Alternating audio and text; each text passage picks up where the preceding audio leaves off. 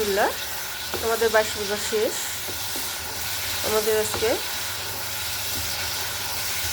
23 রোজা শুরু হবে। রোজা তো শুরু করে এখন আমি রান্না করতেছি। পেঁয়াজগুলো আগে ভেজে নিচ্ছি, এখন আমি দিয়ে দিতেছি মশলাগুলো।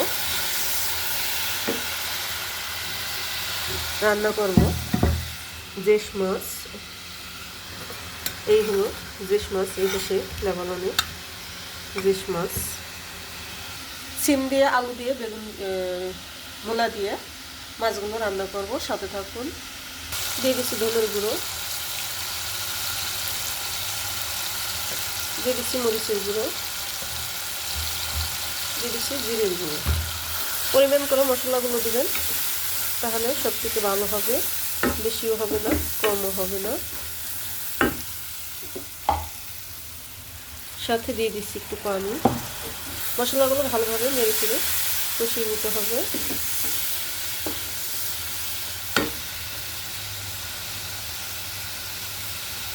এখন আমি দিয়ে দিচ্ছি টমেটোগুলো।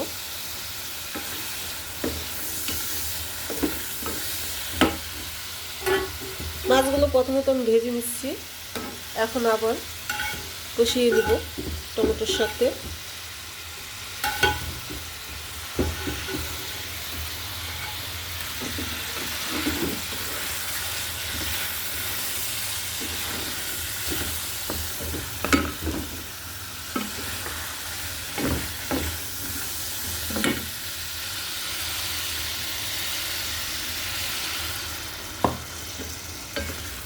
সুন্দরভাবে কষিয়ে নেব। এভাবে মাছ হালকা ভেজে নিয়ে মাছগুলো তারপরে কষিয়ে রান্না করলে সবচেয়ে ভালো হয়। কষানো তরকারিটা সবচেয়ে মজা।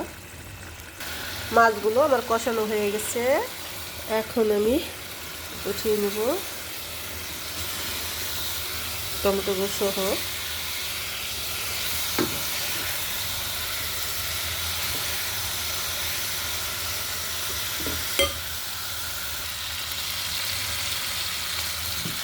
আমি এখন দিতেছি আলু, সিম, মূলা সুন্দর করে কষিয়ে নেব।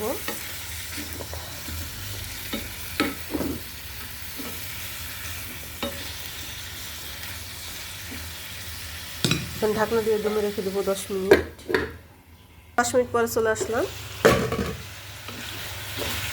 মশলা তরকারিটা আমার কষানো হয়ে গেছে। এখন আমি দিয়ে দেবো ঝোল।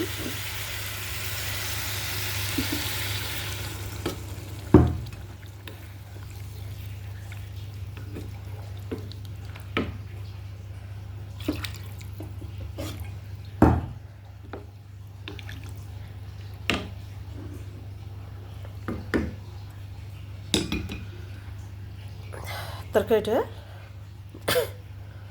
ফুট উঠলেই দিয়ে দেবো মাছ। সাথে থাকুন। এখন আমি দিয়ে দিচ্ছি মাছগুলো।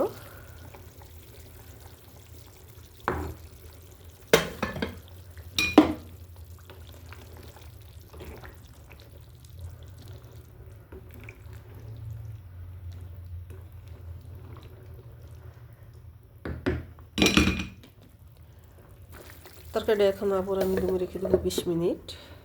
20 মিনিট পরে চলে আসলাম। মাশাআল্লাহ তরকারিটা কালার আসছে।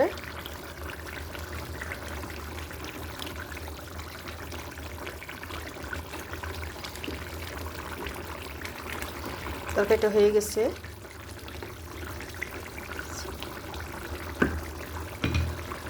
আপনারা চাইলে আমার মতন এভাবে করে রান্না করতে পারেন। বেগুন না, মূলা দিয়ে, সিম দিয়ে, আলু দিয়ে জেশ মাছ রান্না করলাম ঝোল রেখে। আপনারা চাইলে এইভাবে রান্না করে খেয়ে দেখতে পারেন। আশা করি ইনশাল্লাহ ভালো লাগবো।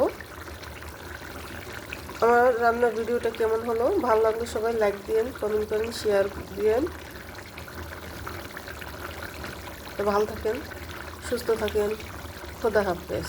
আবার দেখা হবে নতুন কোনো রেসিপি নিয়ে।